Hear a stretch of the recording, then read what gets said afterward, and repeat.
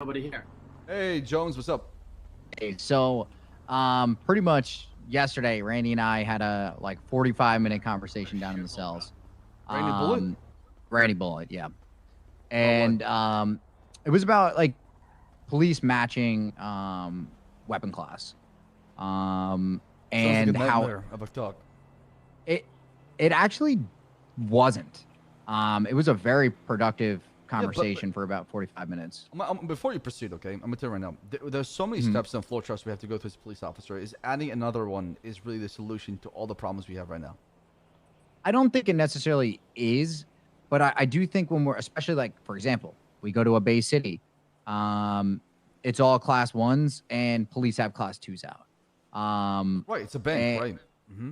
Yeah, so I agree with it, but at the same time, I spoke with Mandem, I spoke with GG, I spoke with NBC, and all of them are on the same page that if police was to not have class 2s out when they have class 1s, and we actually made an effort to match, that there would be a lot less shootouts and a lot less class 2s on the street. Oh, well, believe it when I see, Shane, I've been saying this for over 2.5 years now, okay? Well, all of them are willing to have a meeting with gang leaders and high command. Okay. How about this? I would agree to that if criminals start carrying class 2s in their back all the time. The amount of class 2s and that's we kind of see where my on their effort's back, been. Right, with whatever the commune is doing right now with the class 2 under mandate, that has been very effective. Wanting to be like that, so we can have them dial back. If there's less class 2s on their backs, I don't think there's a reason to have a class 2 on your back as well as a police officer, unless you see one, of course, right? So. Well, and that's the thing that I think that there is a lot of situations where, people have class 1s and cops are rolling up to a 78's call and they're just fucking mowing people down with class 2s. And I think it comes from both sides, right? That the police is almost escalating at some point as well, right? Sure. I mean, like I said, both sides are not a saint. But at the end of the day, like I said, we are mostly reactive to what they do at times, right? Agreed. And that's me. At 99% of the calls I hear class 2, the first thing I'm doing is unracking, Right, I'm not showing up there with a pistol. Due to the fact that class 2s are so present and frequent that I don't see that being a very possible thing. If class 2s were rare like they used to back in the day, then I can completely agree with you saying it and completely get behind it. But due to the fact that there's so many abundant amount of class 2s on the streets, it's really hard to kind of make that a mandate or an SOP.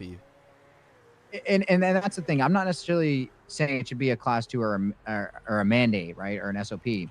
But I think that if we make a conscientious effort to de-escalate and we hear these individuals out, I mean, these guys were appreciative.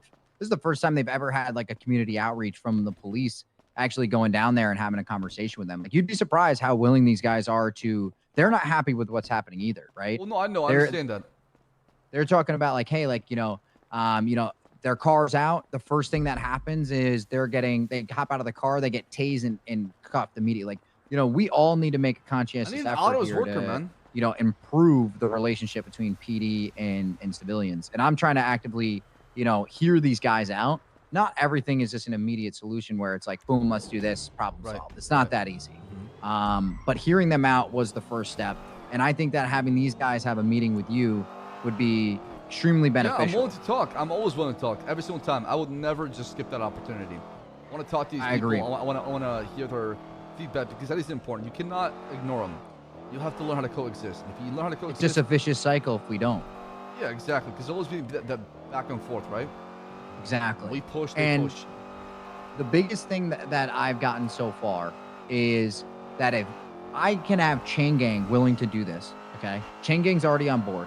I have GG on board. I have NBC on board, and I have Mandem on board.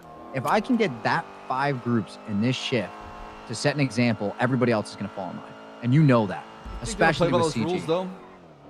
Well, I've already kind of set the expectation that, hey, if we were to push something like this, you guys have one class 2 on a scene, we're all going to unrack, right? So if we kind of set that expectation where, if class 2s come back or class 1s come back into play, I think there's going to be less shootouts. I think there's going to be less. I hope you're right. I'll help you with that. But I'm not going to hold my breath at the same time, right? Because I have tried this on many occasions, Shane. I really did.